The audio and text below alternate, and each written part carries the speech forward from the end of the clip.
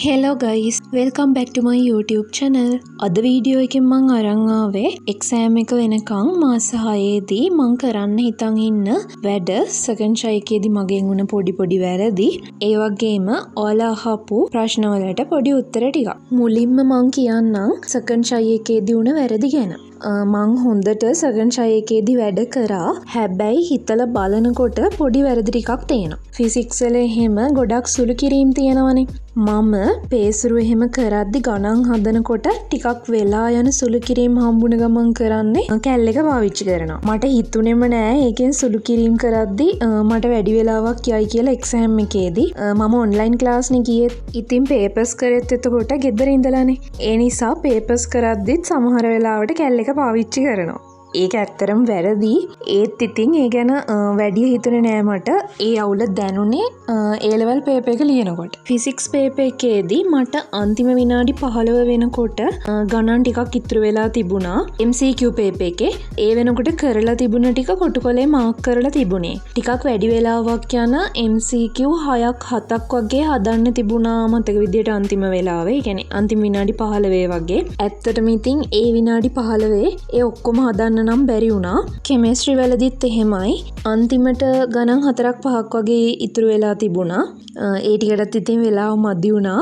අර චුට්ටක් අපිට වෙලා යන ගණන් තියෙන්නේ කෙමිස්ට්‍රි වලත්. ඒක මං කියවනකොට තේරෙනවනේ මේකට කොච්චර වෙලාවක් යනවද කියලා. ඒ නිසා මං ඒවා ඉතුරු කරලා ලේස ටික කරගෙන ගිහින් අන්තිම වෙනකොට ඒ වගේ 4ක් 5ක් වගේ ඉතුරු වෙලා තිබුණා. ඒ ටිකත් කරන්න උනේ නැහැ. ෆිසික්ස් සෙකන්ඩ් පේපර් එකෙත් එසේ පේපර් එකේදී හැම එසේ එකකම වගේ අන්තිම අණු කොටස් එකක් දෙකක් වගේ කරන්න බැරි වුණා. ස්ට්‍රක්චර්ඩ් එසේ එකට පැයක් ගත්තට පස්සේ එසේ එකට පැය දෙකක් ඉතුරු වෙන්නේ. එක එසේ එකකට එතකොට විනාඩි 30යිනේ අපිට ගන්න පුළුවන්. ඒ විනාඩි 30ේදී සම්පූර්ණ එසේ එක කරන්න බැරි වුණාම ඒකම බල ඉන්නේ නැතුව මම ඊළඟ එසේ එක කරා. ඔය විදිහට විනාඩි 30න් පස්සේ ඊළඟ එසේ එකට මාරු වෙනකොට කලින් හදපු එසේ එකේ අණු කොටස් එකක් දෙකක් ඉතුරු වෙලා තිබුණේ. එක එසේ එකක් හරි ඉක්මනින් ඉවර කරලා ඒ ඉතුරු වුණේවා කරන්න පුළුවන් වෙයි කියලා හිතුවේ.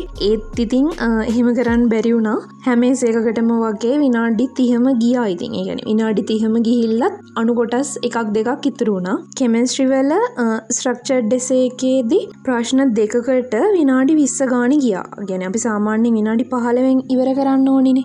ඒත් විනාඩි 20ක් ගියා දෙකකදී. මට මතක විදිහට සමාවයවික ප්‍රශ්නේ තුන්වෙනි හරි දෙවෙනි හරි ප්‍රශ්නේදී තමයි ඒ විදිහට විනාඩි 20 ගානේ ගියේ. කෙමිස්ට්‍රි එසේ එකේදී B කොටසේ පස්වෙනි ප්‍රශ්නේ භාගයක් කරන් යනකොට මට තේරුණා මං හදලා තියෙනවා වැරදි කියලා. ඒ ටික කපලා ආයෙත් හදන්න උනා. ඒකෙන් වෙලාව මදි වෙනවා කියලා තේරුණාම ඊට පස්සේ ඒවා ඉක්මනින් කරා. ඉතින් මං ඒ වෙලාවේ අර කලබල වෙලා හිටපු නිසා සමහර තැන්වල වරදින්නත් ඇති. මොකද ආයෙත් බලන්න වෙලාවක් තිබුණේ නෑනේ. මම C කොටසේ කරේ අනුමාපන ප්‍රශ්නේ, කියන්නේ ඉනෝගනික් ප්‍රශ්නේ, කර්මාන්ත ප්‍රශ්නේ. අනේ වන්දා මට තේරෙන්නෙත් නෑ ඇයි කියලා මං ඒ වෙලාවේ ඕගනික් ප්‍රශ්නේ කරේ නැත්තේ. මොකද මං ඕගනික් වලට හොඳට වැඩ කරලා තිබුණේ. හැබැයි ඒ වෙලාවේ මට ඒක කරන්න හිතුන්නේ නෑ. ඉනෝගනික් ප්‍රශ්නේදීත් ටිකක් වැඩි වෙලාවක් ගියා. මම කර්මාන්ත ප්‍රශ්නේ නොකර ඕගනික් එක කරන්නයි තිබුණේ. අනේ මන්ද ඉතින් ඒ වෙලාවේ හදිස්සියට එක කරන්න හිතෙන්න ඇති. බයෝ වල නම් මොකක් වෙන්න ඇතිද කියලා හරියටම හිතා ගන්න බෑ. මොකද MCQ කවුන්ට් එකත් 40ට වැඩියෙන් තිබුණේ. essays ටිකත් හොඳට ලිව්වා. වෙලාව මදි වුණේ නැහැ. අනිත් සබ්ජෙක්ට්ස් දෙකට වගේ බයෝ වලදී මට වෙලාව මදි වුණේ නැහැ එහෙම. 7 වෙනි යුනිට් එකේ essay එකක් තිබුණා. ඒ කිව්වේ අණුක ජීව විද්‍යාව. මං ඒ essay එක ලිව්වා. ඒක අවුල් වුණාද කියලාත් හිතෙනවා හිතලා බලනකොට. කියන්නේ ඒ යුනිට් එක මං ගොඩක්ම පාඩම් කරපු එක තමයි කරේ. මොකද ඒක මට අර චුට්ටක් නිතරම අමතක වෙන එකක්. ඒකේ essays ලිව්වේ නෑ මං වැඩිය. දෙපාරක් වගේ තමයි 7 වෙනි යුනිට් එකේ තිබුණ essays එහෙම ලිව්වේ. ස්ට්‍රක්චර්ඩ් එකේදීත් වරදින්න ඇති. ඒකෙත් තිබුණා 7 වෙනි යුනිට් එකේ ඒවා සමහර විට වරදින්න ඇති. මං හිතන්නේ ඉතින් එතකොට ඒ වගේම තමයි ලකුණු අඩු වෙන්න ඇත්තේ. කොහොමත් බයෝ වල නම් සෙකන්ඩ් පේපර් එකෙන් තමයි හොඳටම ලකුණු අඩු වෙලා තියෙන්නේ. ඔය ටික තමයි එක්සෑම් එක ලියන වෙලාවේ ඊට කලිනුයි වුණ වැරදි. පේනවනේ ඉතින් පොඩි වැරදි තමයි පස්සේ එක්සෑම් එක වෙලාවේදී ලොකුවට අවුල් ගිහින් තියෙන්නේ. වෙන තව මොනාහරි මට මොනාහරි වැරද්දක් මතක් වුණොත් මං පස්සේ කියන්නම් ඔයාලට. දැන් මේ ටික හදාගන්න ඕනනේ. ෆිසික්ස් වෙලයි කෙමිස්ට්‍රි වෙලයි ආයෙනම් ගණන් හදනකොට කැල් එක නම් අල්ලන්නේවත් නැහැ කියලා හිතාගත්තා. ඔයාලත් කැල් එක නම් ගන්න එපා ගණන් හදනකොට සුළු කිරීම වලදී එහෙම. ගාන හදලා උත්තරේ හරිද කියලා බලන්න වගේ ගත්තර කමක් නැහැ. ඔයාලා ගණන් හදන්න එපා කැල් එකේ. පේපර්ස් කරද්දී වෙලාව මදි වුණ එකට මං කරන්න හිතන් ඉන්නේ අඩුවෙන් ටයිමින් තියලා පේපර් එක ලියන්න. AQA MCQ පේපර් එකට පැය 2නේ. මුලින්ම මං පැයයි විනාඩි 45කට ටයිමින් තියලා ලියන්න ප්‍රැක්ටිස් කරන්න කියලා හිතන් ඉන්නේ. ඊට පස්සේ ඒක පැය එකමාරකට වගේ ටික ටික අඩු කරන්න හිතන් ඉන්නේ. ඒ වගේ වෙලාවකදී කරගන්න පුළුවන් වුණොත් එහෙම ඒක හොඳයිනේ. එතකොට අපිට පැය 2කට වඩා අඩු කාලෙකින් එක්සෑම් එකේදීත් පේපර් එක කරගන්න පුළුවන්. ඒ විදිහට තමයි ඉතින් වෙලාවට පේපර් එක ඉවර කරන්න පුළුවන් විදිහට ප්‍රැක්ටිස් කරන්න වෙන්නේ. බයෝ වල සෙකන්ඩ් පේපර් එක අවුල් වෙලා තියෙන නිසා ස්ට්‍රක්චර්ඩ් එසේස් තව ටිකක් වැඩියෙන් කරන්න ඕනේ. 7 වෙනි යුනිට් එකේ එසේස් ටිකක් වැඩියෙන් ලියන්නත් ඕනේ. අනිත් යුනිට්ස් වල එහෙම ලොකු අවුලක් නෑ මට. වෙච්ච වැරදි ටික හදාගන්න. ඉතින් ඔය ටික තමයි කරන්න හිතන් ඉන්නේ. ඊළඟට බලමු මේ මාස 6ේදී මම කරන්න ඉන්න වැඩ ගැන. මම ඔයාලට ස්ටඩි ප්ලෑන් බුක් එක පෙන්නුවානේ. ඒවම තමයි මම ආපහු කරන්නේ. ඒ වගේ වෙනසක් නෑ. තව මට පේපර්ස් ටියුට්ස් ටිකක් හම්බුණා.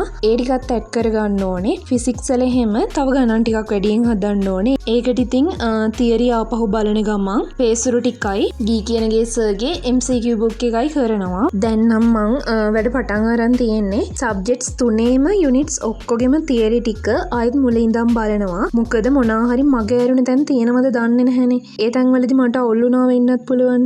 ඒ නිසා ෆස්ට් යුනිට් එකේ ඉඳලම ආපහු බලන් යනවා. මට අමතක වෙච්ච තැනුත් ඇති. ඒ නිසා තමයි මං මුලින් ඉඳන්ම ආපහු බලන්නේ. YouTube වීඩියෝස් එහෙම තියෙනවනේ. ඒවා බලලා මතක් කරගන්න ඕනේ. හරියන්නේ නැති තැනක් වගේ තිබුණොත් ඒවට ක්ලාස් යනවා. රිවිෂන් නම් මං යන්නේ නැහැ. පේපර් ක්ලාස් විතරයි යන්නේ. අර ඕනි තැනක් තිබුණොත් ඒකෙදි විතරක් ක්ලාස් යනවා. මට තියරි වල එහෙම අවුලක් නැති නිසා එහෙම කරන්නේ. දැනට තියරි හරියට නැති සෙකන්ඩ් ෂයි තර්ඩ් ෂයි කෙනෙක් මේක බලනවා නම් ඔයාලා එහෙම ක්ලාස් නොයා ඉන්න එපා.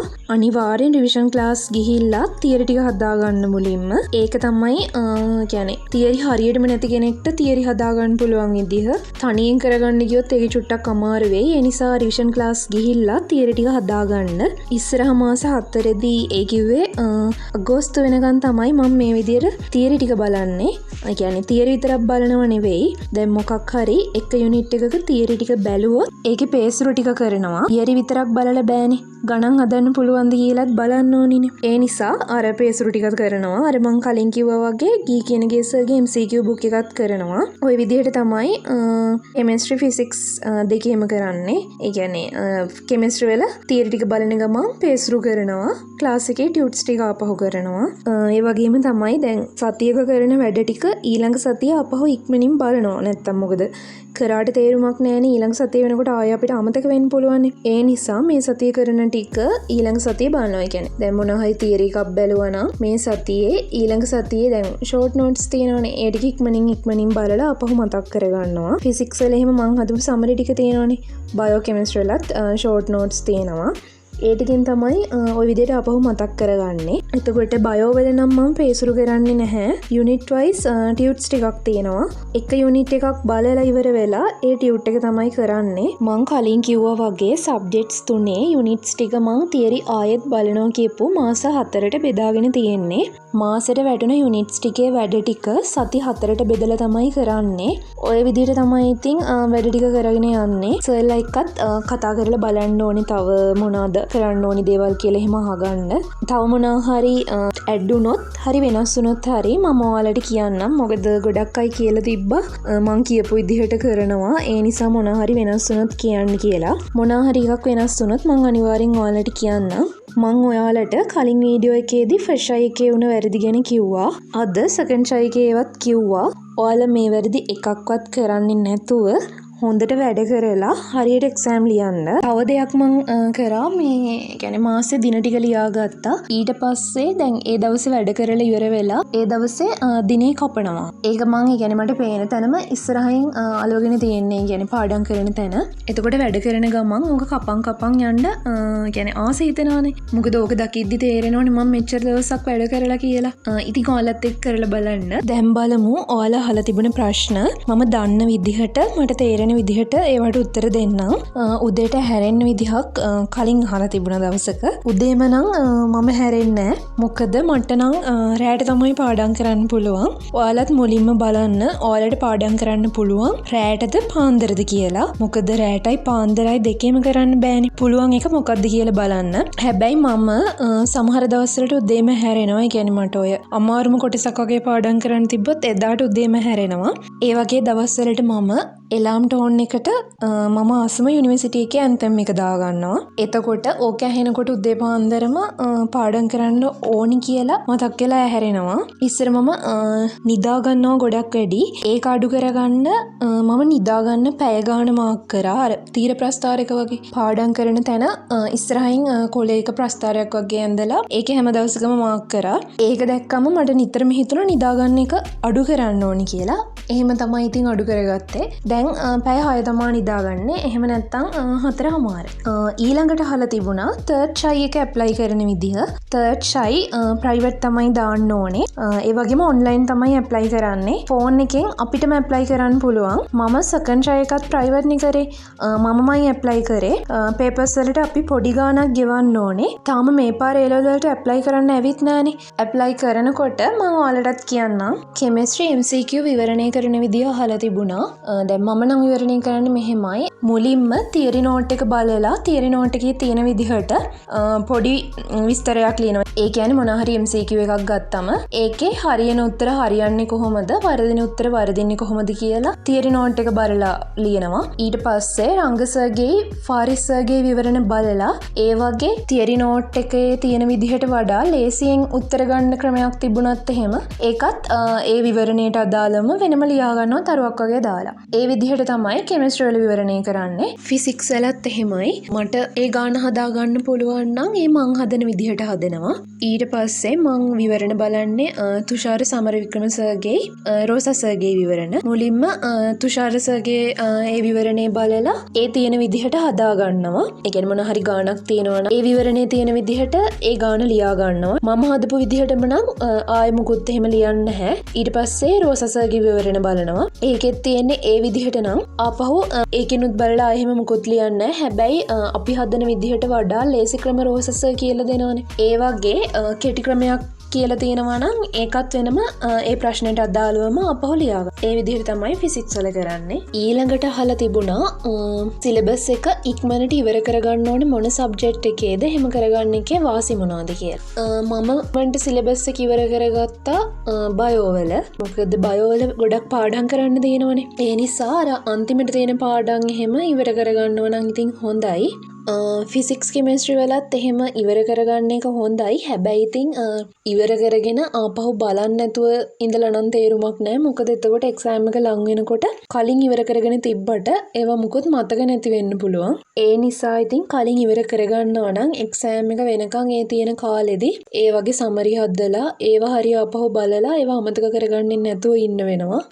කලින් ඉවර කරගන්න එක ඉතින් හොඳයි. මං එහෙම කරේ බයෝ වල තමයි. අන්තිම පාඩම් ටික කරගත්තා. ඒ කියන්නේ 7, 8, 9, 10 ඒ යුනිට්ස් ටික මුලින් ඉවර කරගත්තා. කැමති අයට ඉතින් කරන්න පුළුවන්. හැබැයි ඉතින් ඉවර කරගෙන අමතක කරගන්නේ නැතුව ආයේ බලන ගමන් ඉන්න එක්සෑම් එක වෙනකම්. ක්ලාස් යන දවස්වලට ස්කූල් යන දවස්වලට ටයිම් බැලන්ස් කරගන්න විදිය අහලා තිබ්බා. ඒ දවසට ක්ලාස් තියෙන සබ්ජෙක්ට් එකේ වැඩ ක්ලාස් එකේදී හරියට කරගන්න. ඒ කියන්නේ ක්ලාස් එකේදී හරියට අහන් ඉන්න, නෝට් එක එහෙම හොඳට ලියා ගන්න.